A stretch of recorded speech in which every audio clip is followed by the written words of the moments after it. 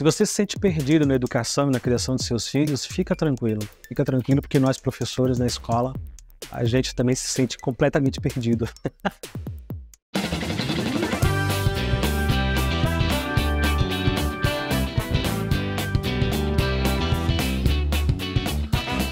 Olá, seja bem-vindo. Eu sou o professor Luciano e esse é a Escola Pública Podcast. Existe um dado muito assustador que diz que a maioria das profissões de 2030 ou de 2035, 2040, elas sequer existem hoje. São profissões que ainda serão inventadas, serão criadas. E daí você começa a imaginar como que a escola vai preparar esses alunos, esses jovens, para uma profissão que ainda não existe, para um mundo que está mudando a cada dia e a gente não faz ideia de como será daqui a 10 anos. Literalmente não fazemos a menor ideia. Aqui no podcast de Escola Pública nós já gravamos uma série de episódios falando justamente sobre profissões. O professor Gustavo Leão, tenente professor Gustavo Leão, professora Dani, professor Danilo, eles me ajudaram na gravação de vários episódios em que a gente ficou tentando imaginar como que será o futuro das profissões, profissões que já acabaram e não existem mais, e as profissões de hoje que existem não vão mais existir, elas estão prontas para terminar já era. Mas principalmente como que a escola está lidando com isso, como que a escola está pensando e preocupada com isso. Eu posso falar aqui com muita certeza e com muita clareza, a escola não faz ideia, a escola está completamente perdida. A gente continua entrando na sala de aula igual os professores dos nossos avós faziam. A gente entra, passa alguma lição na lousa, eles copiam no caderno e acabou. Às vezes fazem prova, a maioria hoje em dia não faz mais prova, teste, essas coisas, e é só. Pronto. Eu estou falando da realidade aqui de escola pública, tá? No estado de São Paulo. Esse tipo de escola, esse tipo antigo e antiquado e arcaico de escola, ele não preparava ninguém há 30 anos, ele não preparava ninguém 40 anos atrás, e ele continua não preparando ninguém hoje. Então é por isso que eu digo que pais e mães de alunos, de jovens que estão estudando comigo ou em outras escolas, se você se sente perdido, se você se sente um pouco deslocado em como orientar, como encaminhar, como pensar para esse pequeno jovem o futuro dele ou dela, fica tranquilo, porque nós também estamos perdidos. A gente está aí trocando o pneu do carro enquanto o carro está em movimento, a mais ou menos 120 por hora. E isso é muito, muito, muito assustador.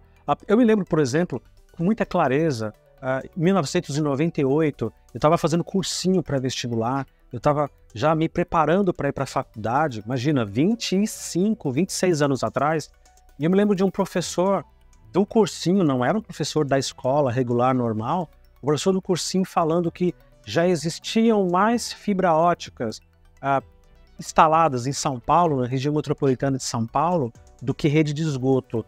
Eu não fazia ideia do que era fibra ótica, a internet ainda estava começando a ganhar força, mas eu me lembro claramente dele dizer isso.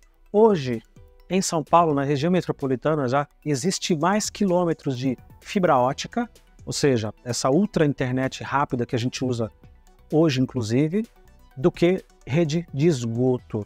Ele me disse isso quase 30 anos atrás. E eu me lembro de ter ficado muito pensativo imaginando, tá, então o que é que eu devo estudar? O que é que eu devo ler? O que é que eu devo me informar?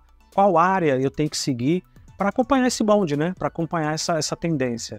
E ninguém sabia me dizer, nem o professor, ninguém sabia de nada, né? O que a gente conseguia entender era lendo revistas e acompanhando telejornais, ou às vezes até a própria internet, mas mesmo ela era muito, muito incipiente, estava tudo muito no começo ainda. Mas isso não impede que a gente aqui, por exemplo, nesse vídeo, converse e comece a divagar e comece a pensar sobre possibilidades. O futuro ele será, sim, totalmente tecnológico. Totalmente tecnológico. E nas minhas aulas de matemática com os meus alunos, nas minhas aulas de tecnologia, eu também dou aula de tecnologia para eles, eu bato muito nessa tecla de que tudo o que eles veem hoje, tudo o que eles têm em mão, vai se transformar completamente.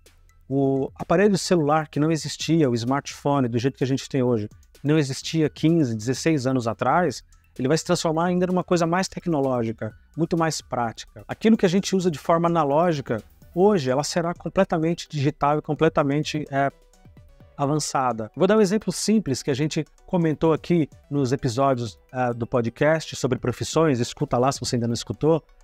Por exemplo, todo mundo sabe do rapaz que vai ler, que vai fazer leitura de energia elétrica, né? E de água também.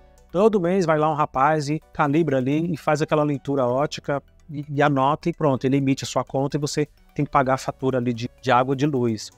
No futuro, e num futuro muito próximo, isso não vai mais acontecer. Você não vai ter mais um rapaz que precise ir em todas as casas do Brasil inteiro fazendo essa leitura para poder a pessoa pagar a conta. Isso vai ser feito de maneira digital. Como? Bom, aí a gente pode usar a imaginação. Pode ser que um drone venha lendo cada uma dessas casas, pode ser que o próprio aparelho, o próprio medidor, o relógio, ele já mande via satélite, via 5G, essa informação para a central.